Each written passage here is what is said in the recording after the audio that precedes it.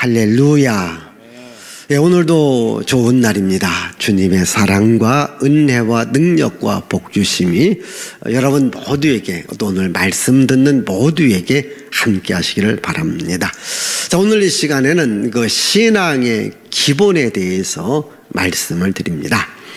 느헤미야는 자기 나라, 자기 민족 백성들이 환난을 당하고 능욕을 당하고 고통을 당한다는 이야기를 듣고 좋은 직장을 포기하고 어렵고 힘든 길을 선택합니다.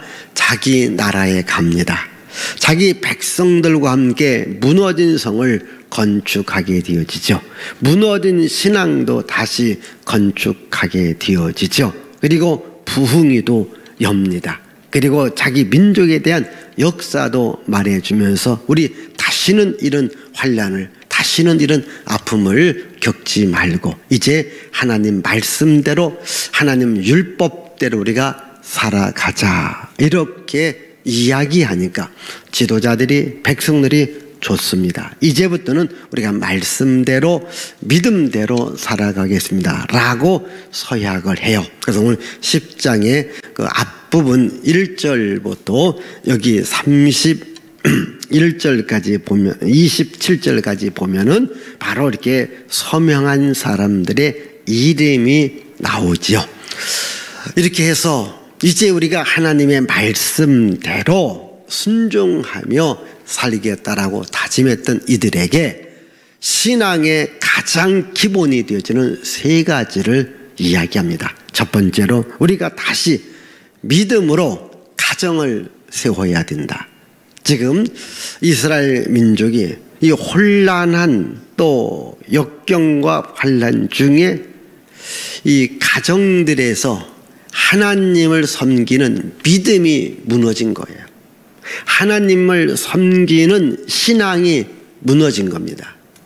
이방인들과 혼합적인 결혼을 통하여서 순수한 신앙이 무너진 겁니다. 그래서 느헤미야가 말합니다. 우리에게는 율법이 있지 않느냐? 하나님께서 우리 민족을 선택하지 아니했느냐? 하나님이 우리 민족을 선택하면서 세계 모든 민족 위에 뛰어날 수 있는 법을, 원칙을 주었는데 우리가 그 원칙을 버린다면, 그 법을 버린다면 어떻게 하겠느냐? 이제 우리 다시 율법의 말씀대로 우리 가정을 세우자, 이렇게 주장해요. 그래서 이방인들과의 혼연을 정리하고 온 가족이 순수하게 여호와 하나님만을 섬기자, 이렇게 다짐해요. 그래서 오늘 말씀 28절에서 30절까지 가정을 재정비하는 이야기죠. 같이 읽습니다. 그 남은 백성과 제사장들과 레위 사람들과 문지기들과 노래하는 자들과 느디님 사람들과 및 이방 사람과 절교하고 하나님의 율법을 준행하는 모든 자와 그들의 아내와 그들의 자녀들 곧 지식과 총명이 있는 자들은 다 그들의 형제 귀족들을 따라 저주로 맹세하기를 우리가 하나님의 종 모세를 통하여 주신 하나님의 율법을 따라 우리 주 여호와의 모든 계명과 규례와 율례를 지켜 행하여 우리의 딸들을 이 땅 백성에게 주지 아니하고 우리의 아들들을 위하여 그들의 딸들을 데려오지 아니하며. 예, 이게 율법에 있는 말씀이거든요. 우리 기독교는요, 성경적 가정관을 가지셔야 돼요. 성경이 말하는 우리 가정을 만들어야 돼요. 여러분, 가정의 기본이 뭐예요? 결혼이거든요. 결혼을 통해서 가정이 시작되어지고 여기서 자녀가 이제 나오지요. 그렇다면 우리 가정들이 어떠한 가정이 되냐? 여호와 하나님을 섬기는 믿음의 가정들이 되어야 돼요. 특별히 하나님은 이스라엘 백성들에게는 율법대로 결혼하고 그리고 율법대로 가정을 만들어가야 됨을 말하고 있는데, 자, 율법 우리 신명기 7장 우리 3절에서 우리 4절 봅시다. 또 그들과 혼인하지도 말지니 내 딸을 그들의 아들에게 주지 말 것이요 그들의 딸도 내 며느리로 삼지 말 것은 그가 내 아들을 유혹하여 그가 여호와를 떠나고 다른 신들을 섬기게 하므로 여호와께서 너희에게 진노하사 갑자기 너희를 멸하실 것임이니라. 예, 유대인들은요 철저한 이 율법적 가정관을 갖고 살아왔어요. 근데 지금 바벨론 포로로 잡혀갔죠. 해방이 되었지만은 아직도 이 혼합 결혼을 통해서 하나님을 믿는 순수한 신앙이 무너진 겁니다. 그래서 느헤미야는 지금부터라도 이제 율법의 말씀대로 자녀들을 결혼시키자. 이방인과는 결혼하면 안 된다. 여러분 보십시다. 사람이 한 20대에서 30대가 되면요 자기 인격 형성이 다 되어집니다. 어떤 교육 환경 또는 문화적 환경 또는 종교적 환경이 20대가 넘어가면 거의 확정됩니다. 자, 이런 세상적 문화를 가진 사람하고 율법적 신앙을 가진 사람이 하나 된다고 하는 것이 어렵다는 얘기입니다. 그래서 애시당초부터 하나님을 섬기는 율법의 말씀대로 살아가는 이런 사람하고 결혼해야 된다.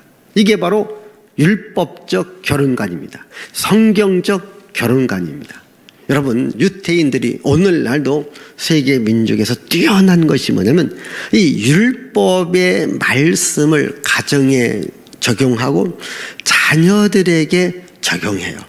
그래서 이스라엘 민족의 교육은요 가정에서부터 시작되어지고요 이스라엘 민족의 신앙도 역시 가정에서부터 시작됩니다. 그래서 이스라엘 민족은 이 가정을 소중하게 여깁니다. 그래서 항상 유태인에 대한 이 자부심과 긍지를 가지고 살아와요. 이 KBS에서 그 방영된 프로 가운데 이 부국의 조건이라고 하는 타이틀로 유태인을 다룬 것이 있습니다. 제가 그걸 한번 본 적이 있습니다. 우리 한국인에도 유태인들이 있더라고요. 저는 깜짝 놀래요. 아니, 어떻게 한국인 가운데 유태인이 있을까? 쭉 보니까요, 이제 한 여자아이, 불과 한 5개월도 안 된 여자아이를 미국으로 입양을 보내요. 근데 누가 아주 진짜 갓난 아기를 입양했느냐? 정통적 유태인 가정의 아버지 엄마가 그 아이를 입양을 해요. 그래서 이 갓난아기니까 어렸을 때부터 철저하게 유태인식 음식, 유태인식 율법 교육, 유태인식 활동, 유태인식 모든 삶의 방식을 알려줘요. 그래서 이 아이가 성장해요. 그래서 미국 이름은 릴리라는 이름이고 한국 이름은 임태숙이라고 하는 이름을 갖고 있습니다. 그래서 지금 학생이 미국 하버드 대학 유태인 지금 3학년으로 공부하고 있는. 그래서 자기는 유태인이라는 거예요. 또 부모들도 이 아이는 유태인이다. 그래서 유태인들이 되어지는 기준 중에 하나가 뭐냐면, 물론 유태인 부모 사이에서 태어나야 되겠지만은 이와 같이 정통 유태인 가정에서 아이 때부터 유태인적인 율법 교육, 유태인적인 음식 문화, 유태인적인 환경을 갖고 자라가면 이 사람도 유태인이라고 하는 인정을 해줍니다. 그래서 여러분들 이 유태인들 보면은요, 어떤 사람은 다양한 인종을 갖고 있기 때문에 저 사람이 과연 유태인일까? 이렇게 의문을 품을 때가 있습니다. 근데 이들은 인종을 중요하게 여기지 않습니다. 얼마만큼 율법적 환경 속에서 교육을 받았고 심지어 음식도 유태인적 음식을 먹었느냐 이거거든요. 이러면서 여호와 하나님에 대한 순수한 신앙을 갖는 겁니다. 그래서 오늘도 지금 말씀이 그겁니다. 이 순수한 신앙을 보존하기 위해서는 성경적 가정관을 가져야 된다. 그럼 오늘 우리 기독교인들은 어떠한 가정관을 가져야 될까요? 마찬가지로 순수한 신앙, 여호와 하나님을 믿는 신앙을 가져야 돼요. 이래서 사도 바울은 오늘 우리들에게 이렇게 말합니다. 고린도전서 7장 13절과 14절입니다. 어떤 여자에게 믿지 아니하는 남편이 있어 아내와 함께 살기를 좋아하거든 그 남편을 버리지 말라. 믿지 아니하는 남편이 아내로 말미암아 거룩하게 되고 믿지 아니하는 아내가 남편으로 말미암아 거룩하게 되나니 그렇지 아니하면 너희 자녀도 깨끗하지 못하리라. 그러나 이제는 거룩하니라. 예. 그리고 오늘 우리 기독교적인 가정에서 간간히 믿지 않는 아내 때문에, 믿지 않는 남편 때문에 이 가정에 불화가 일어나는데, 가정에 불화를 일으키지 말고 혹시 믿지 않는 가족이 있다면 먼저 믿는 가족이 솔선수범하고 헌신하고 충성해서 믿지 않는 가족을 구원하라는 거예요. 그리고 자녀들도 믿음으로 키우라는 거예요. 그래서 기독교적인 가정을 만들고 성경적 가정을 만들어 가야 돼요. 여러분, 우리나라, 이 나라의 뿌리는요, 가정에 있습니다. 건강한 가정, 그리고 교육을 잘 받은 가정, 이런 가정이 있다면 이 나라는 건강한 나라가 되고 좋은 나라가 됩니다. 근데 어느 나라든 보면요, 가정이 무너지기 시작해요. 가정에서 자녀들이 잘못되죠. 그러면 결국 그 나라가 무너지는 거예요. 자, 여러분, 우리 한번, 이건 성경적으로 여러분들이 한번 잘 들어보십시오. 지금 우리나라의 정치인들이 무슨 법을 만드냐면 이 평등법 또는 건강한 이 가정법, 이름은 참 좋아요. 그런데 그 이름 뒤에는요, 무서운 것이 있는데, 그게 뭐냐면요, 가정을 깨트리는, 가정을 파괴하는 이런 법들입니다. 여러분, 간간히 우리 교회들이 국회에서 어떤 법을 통과시킬 때에 반대를 해요. 아, 왜 기독교인들이 반대할까? 그게 아닙니다. 가정을 깨트리는, 예?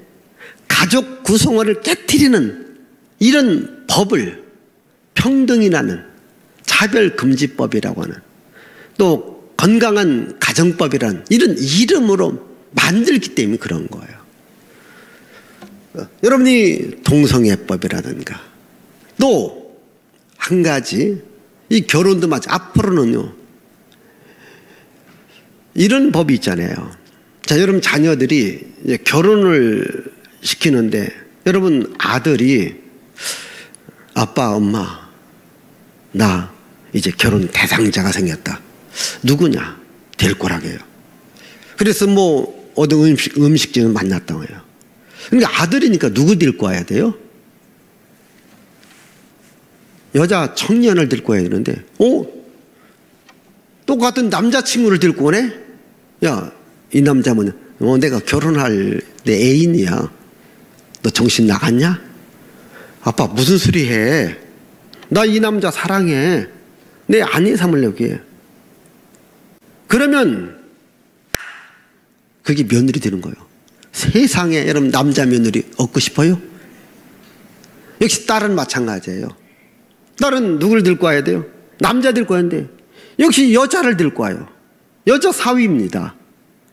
뭐라고 말하면, 아빠 엄마는 지금 시대가 어느 시대인데 맨날 옛날 방법식만 해, 이러면서 항의하고 따집니다.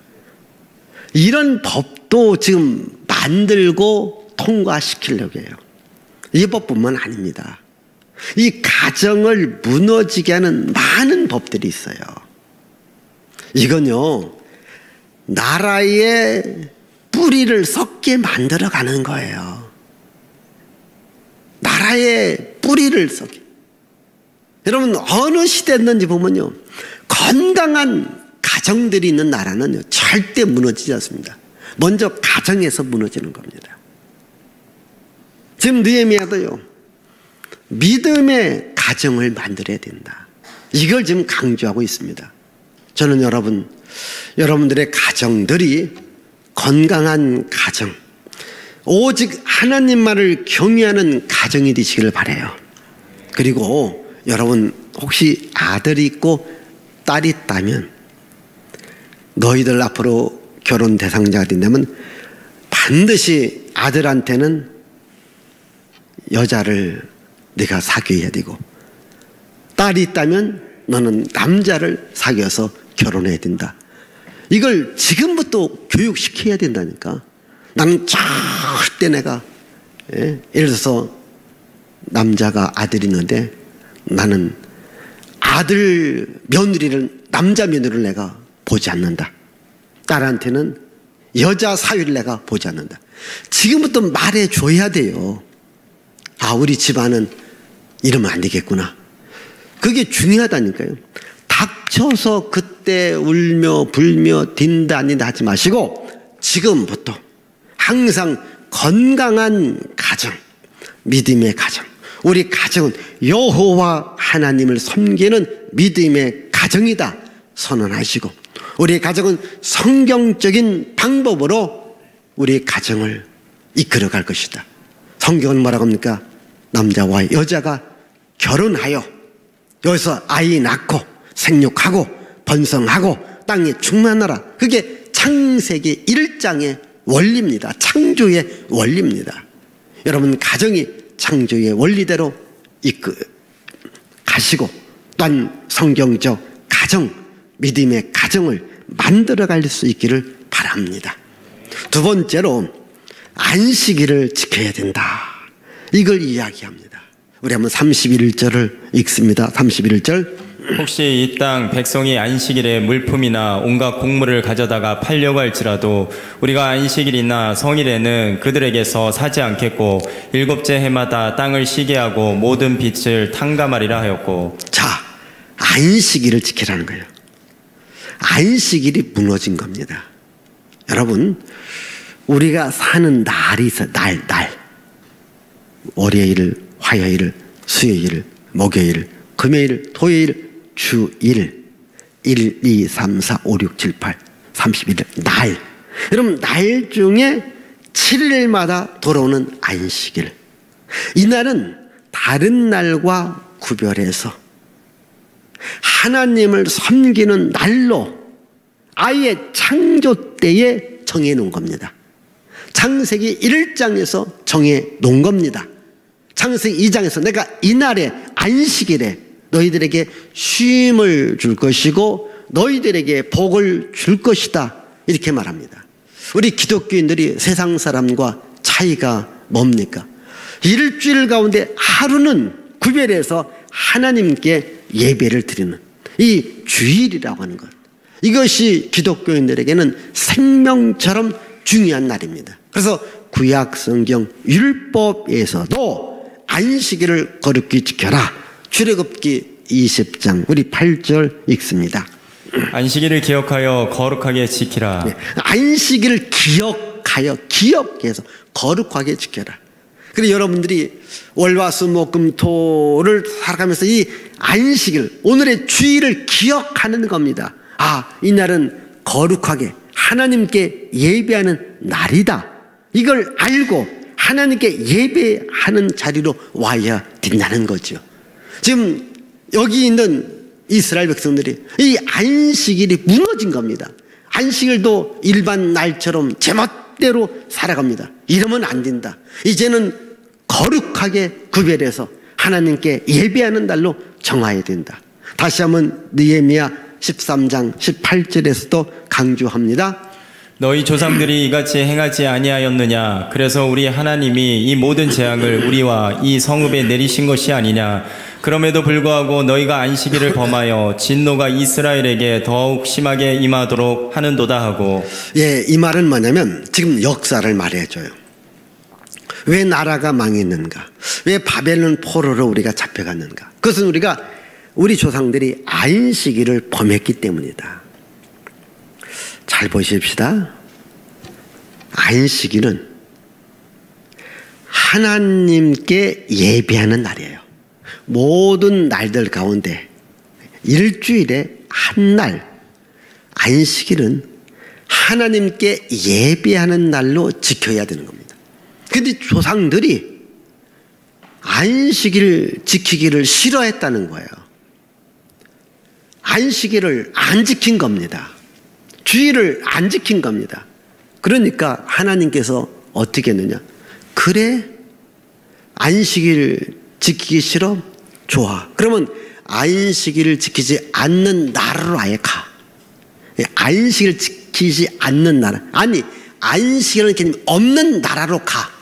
그래서 이 유다의 수많은 사람들이 바벨론의 포로로 잡혀간 거예요. 그러니까 바벨론 제국에 가니까 그는 안식일이 아예 없으니까 안식일이라는 말 할 필요도 없고 지킬 필요도 없어요. 그럼 좋았을까? 좋아졌느냐고요. 삶이 나아졌느냐고요. 그냥 이스라엘 땅에 있을 때는 안식일을 지켜라, 안식일을 지키는, 이 소리 듣기도 싫어 이제. 그래서 아주 안 들었어. 너 안식일을 안 지켰어. 듣지도 않고 안 지키니까 그럼 더 좋아졌느냐는 거예요. 아니지요.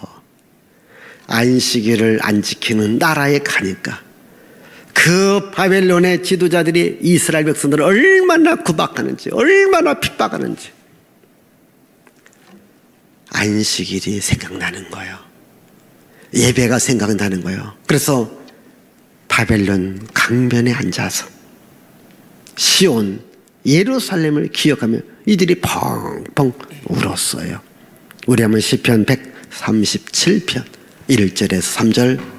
우리가 바벨론의 여러 강변 거기에 앉아서 시온을 기억하며 울었도다. 그 중에 버드나무에 우리가 우리의 수금을 걸었나니 이는 우리를 사로잡은 자가 거기서 우리에게 노래를 청하며 우리를 황폐하게 한 자가 기쁨을 청하고 자기들을 위하여 시온의 노래 중 하나를 노래하라 함이로다. 예.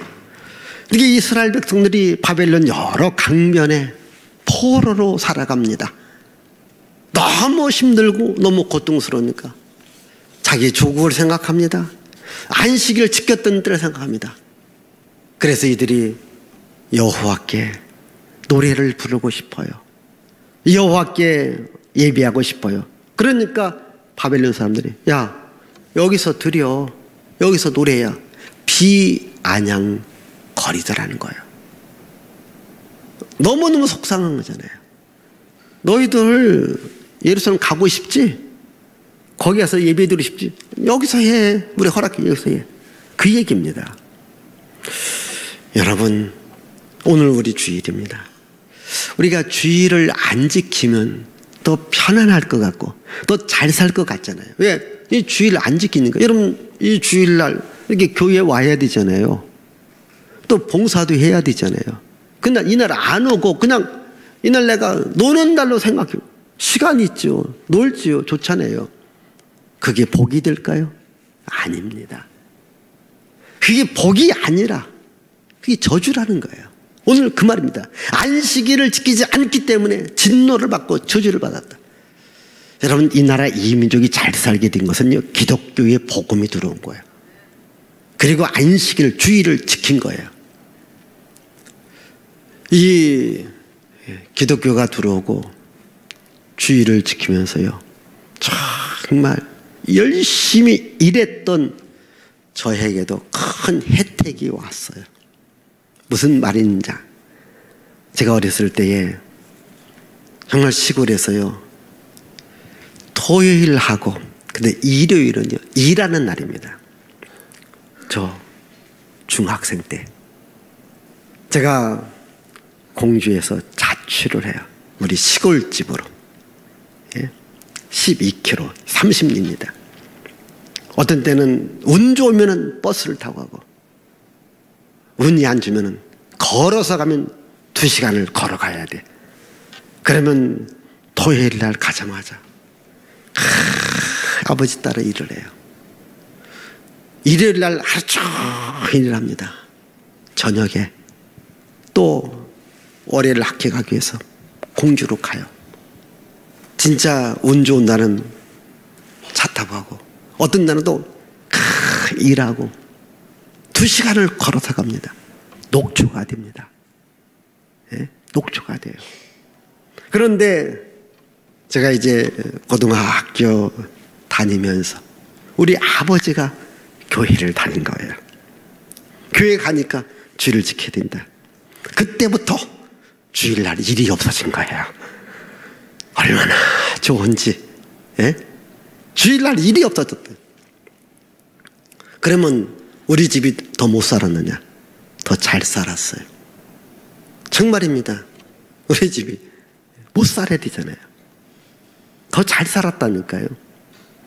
여러분, 오늘 여러분들이 주일을 안 지킨다. 그러면 이 시간에 공부도 할 수 있고 사업들도 다 할 수 있잖아요. 더 잘 될 건가? 아닙니다. 주의를 지키는 거예요. 제가 늘 북한과 한국을 말을 해요. 북한은 공산주의가 들어서 정말 모든 교회, 모든 그리스도를 다 숙청합니다. 주일도 열심히 일 시킵니다. 잘 사나요? 못 삽니다. 세계에서 가장 무서운, 여러분 혹시 탈북민들의 이야기를 들어봤나요? 정말 상상이 안 가는 이런 얘기를 해요. 너무 못 살아요. 그러나 대한민국은요, 그래도 주일을 지키고 이 주일날마다 오늘 전국의 교회들이 예배 드리지 않느냐. 예배 드리는 것, 이게 복인 줄 아시기를 바라요. 그래서 유대인들은 말합니다.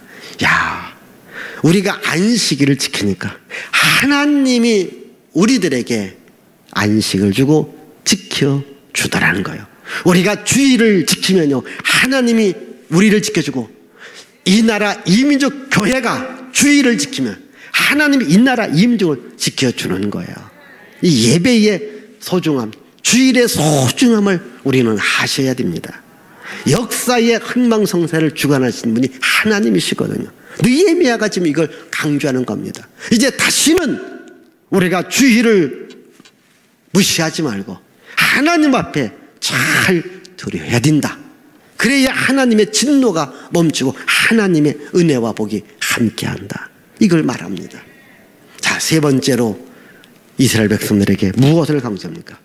헌금과 11조를 하나님 전에 드려야 된다. 그래서 여기 32절에서 이 39절까지 하나님 전에 우리가 예물을 드려야 된다. 자, 한번 우리 32절을 보시면서 우리 빨간 글자를 잘 보시면 공통된 점이 나옵니다. 자, 읽습니다. 우리가 또 스스로 규례를 정하기를 해마다 각기 세겔의 3분의 1을 수납하여 하나님의 전을 위하여 쓰게 하되, 곧 진설병과 항상 드리는 소제와 항상 드리는 번제와 안식일과 초하루와 정한 절기에 쓸 것과 성물과 이스라엘을 위하는 속죄제와 우리 하나님의 전의 모든 일을 위하여 쓰게 하였고, 또 우리 제사장들과 레위 사람들과 백성들이 제비 뽑아 각기 종족대로 해마다 정한 시기에 나무를 우리 하나님의 전에 바쳐 율법에 기록한 대로 우리 하나님 여호와의 제단에 사르게 하였고, 해마다 우리 토지 소산의 만물과 각종 과목의 첫 열매를 여호와의 전에 드리기로 하였고, 또 우리의 맏아들들과 가축의 처음 난 것과 소와 양의 처음 난 것을 율법에 기록된 대로 우리 하나님의 전으로 가져다가 우리 하나님의 전에서 섬기는 제사장들에게 주고, 또 처음 익은 밀의 가루와 거제물과 각종 과목의 열매와 새 포도주와 기름을 제사장들에게로 가져다가 우리 하나님의 전에 여러 방에 두고, 또 우리 산물의 11조를 레위 사람들에게 주리라 하였나니, 이 레위 사람들은 우리의 모든 성읍에서 산물의 11조를 받은 자임이며, 레위 사람들이 11조를 받을 때에는 아론의 자손 제사장 한 사람이 함께 있을 것이요, 레위 사람들은 그 11조의 10분의 1을 가져다가 우리 하나님의 전 곳간에 여러 방에 두되. 예, 거기 보시면요, 하나님께서 이스라엘 백성들에게 드리라고 하는 정한 예물이 있습니다. 이 정한 예물은 하나님의 전에 갖다 드려라. 여기 하나님의 전이 강조되고 있습니다. 하나님 전으로 드려라. 여러분, 이스라엘 민족의 신앙의 원칙은 바로 예루살렘 중심. 인생의 삶의 원칙도 예루살렘 성전을 중심으로 해서 살아가라는 겁니다. 이스라엘 백성들이 광야 40년간 성막을 중심으로 살아갔습니다. 광야입니다. 하나님께서 낮에는 불기둥, 낮에는 구름기둥, 밤에는 불기둥, 그리고 만나와 메추라기로 이스라엘 백성 40년을 먹여주신 겁니다. 이제 가나안 땅에 정착합니다. 다윗과 솔로몬이 성전을 짓습니다. 그때부터 성전 중심의 삶을 살아갈 때에 하나님께서 나라를 부강하게 해줍니다. 그런데 강간에 왕들이, 백성들이 성전을 떠나갑니다. 하나님을 떠나갑니다. 우상숭배는 그때에 어려움이 왔고 시련이 왔고 고통이 찾아옵니다. 다시 성전을 찾습니다. 성전을 찾았다는 말은 하나님을 찾았다는 말입니다. 하나님께로 돌아왔다는 겁니다. 성전 중심 하나님께로 돌아올 때 하나님은 다시 그 나라에 부유함을 준 겁니다. 이것을 지금 느헤미야는 알고 지금 무너진 성을 건축합니다. 무너진 예배를 건축합니다. 부흥회를 합니다. 자기 조상들의 역사를 이야기하면서 이제 우리가 하나님만을 섬겨야 된다. 그리고 하나님께 정한 예물을 드려야 된다. 이것을 말하고 있죠. 여러분 보십시다. 지금 이스라엘 백성들이 생활이 어렵습니다. 환경이 어렵습니다. 뭐 돈 나올 데가 없습니다. 그래도 하나님의 것은 하나님께 드려야 된다고 하는 것을 강조하고 있거든요. 자, 여기서 중요한 우리 기독교인들은요, 물질관을, 성경적 물질관을 가지셔야 돼요. 그럼 이 성경적 물질관이라고 하는 것이 뭐냐면은 모든 물질, 모든 복은 하나님께로부터 나온다. 그래서 모든 물질 안에는 하나님이 주셨다는 표가 있습니다. 그 표는 다시 하나님께 갖다 드리는 거예요. 예? 그래서 우리가 정한 물질들이 있습니다. 정한 물질들은 하나님께 드릴 때에 거기서 물질이 복이 오는 거예요. 자, 여러분, 모든 식물의 열매를 보면은 신운이라는 게 있습니다. 신운, 요거 조그맣습니다. 요것 때문에 다시 싹나고 잎이고 꽃피고 열매 맺습니다. 근데 그 신운을 딱 자르면 절대 싹이 나지 않고 열매 맺지 않습니다. 제가 어렸을 때 또 제가 아까 일 많이 했다, 정말 일 많이 했어요. 어떤 때는 아주 더 어렸을 때에 우리 엄마 아빠가 일하는 뭐 논이든지 밭으로 가봐요. 어떤 때는 곡식을 땅에 뿌리는 거예요. 깜짝 놀라. 아니, 왜 뿌리느냐고. 먹어야지. 뭐 어떤 때는 감자, 어떤 때는 고구마 땅에 막 심어 놓는 거예요. 아니, 이걸 왜 땅에다 심어 놓느냐고. 우리 밥상에 올라와야 되지. 그러니까 아니야. 이거 심어야 여기서 또 싹이 나서 여기서 더 많은 열매가 있고 더 많은 수확을 얻을 수 있어. 나중에 보니까 진짜 그렇더라고요.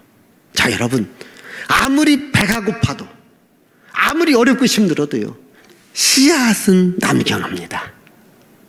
씨앗을 뿌립니다. 그리고 여러분, 씨앗에는 신운이라는 게 있습니다. 이것 때문에 생명이 나는 겁니다. 오늘 여러분, 우리가 사용하는 물질에 신운이 있습니다. 이게 내가 먹으면 안 되는 거예요. 이건 하나님께로 갖고 오라는 거예요. 우리가 이러면 어렵다고 힘들다고 하나님, 내가 먹으면 임신은 내가 배부를 수 있고 임신은 편할 수 있지만, 그러나 그 다음에 싹이 안 나는 거예요. 번영이 없는 거예요. 열매가 없는 거예요. 그래서 이것을 다시 하나님께 드리라는 거예요. 그래서 여기 보면 이런 예물, 천예물, 십일제물 드리라는 겁니다. 여러분, 성경적 물질관을 가지고 살아가 보세요. 여러분, 11조도 하셔야 돼요. 제가 가장 큰 11조는 제가 신학교 1학년 때 했습니다. 제가 아까 얘기했듯이 공조 촌사람이 서울에 올라와 신학교에 가는데, 이제 그때는 지금 온라인 등록금을 갖고 가는 거야. 등록금하고 제가 기숙사 생활비 있습니다. 뭐 저도 배웠고 신학생이니까 뭡니까? 그 당시는 이제 고등학교 졸업하는 학생으로서는 큰 돈이잖아요. 진짜 11주를 뛸라는 게 손이 떨리더라고. 이거 나 어떻게 살아가지? 그래도 신학교다 가는 학생이 안 뛰면 안 되잖아요. 11주를 뛴 겁니다. 오늘까지 살아왔습니다. 여러분, 신운입니다. 하나님께 드려야 되는 겁니다. 이스라엘은 이걸 안 드리니까 가난하게 살아가는 거예요. 저주스럽게 살아가는 거예요. 물질이 어렵게 살아가는 거예요. 드리라는 거죠. 여러분, 우리는요, 똑같은 물질 가운데 하나님의 것이 있고 내 것이 있습니다. 하나님의 것은 하나님께 드려야 돼요. 이것을 예수님께서 가르쳐 주신 거예요. 우리 마태복음 22장 21절 읽어보십시다. 이르되 가이사의 것이니이다. 이에 이르시되 그런즉 가이사의 것은 가이사에게, 하나님의 것은 하나님께 바치라 하시니. 예수께서 말합니다. 가이사의 것 가이사한테 바쳐, 하나님의 것 하나님께 바쳐. 우리는 똑같은 물질이라도 내 것이 있고 하나님의 것이 있습니다. 이 하나님의 것은요, 이것은 생명의 물질이고 신운과 같은 물질이기 때문에 이걸 하나님께 드린다서 하나님께 심으면 다시 30배, 60배, 100배의 열매와 결실을 거두는 겁니다. 그래서 우리 여러분들이 이 교회에 오셔서 이 헌금도 하고 11주 드리는 것은 하나님 앞에 생명의 씨앗을 뿌리는 거지요.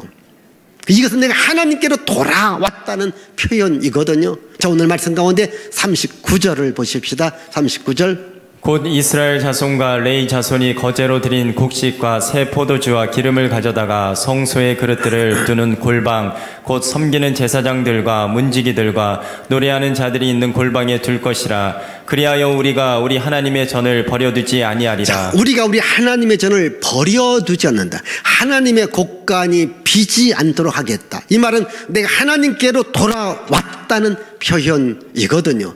여러분, 하나님께 돌아왔다.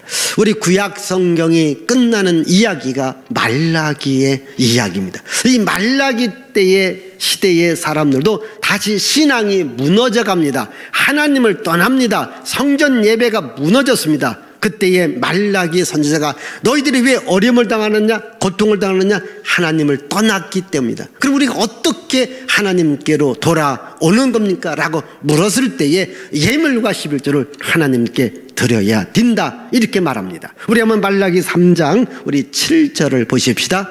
만군의 여호와가 이르노라. 너희 조상들의 날로부터 너희가 나의 규례를 떠나 지키지 아니하였도다. 그런즉 내게로 돌아오라. 그리하면 나도 너희에게로 돌아가리라 하였더니 너희가 이르기를 우리가 어떻게 하여야 돌아가리까 하는도다. 어떻게 해야 하나님께로 돌아갑니까? 어떻게 하나님께로 가는 겁니까?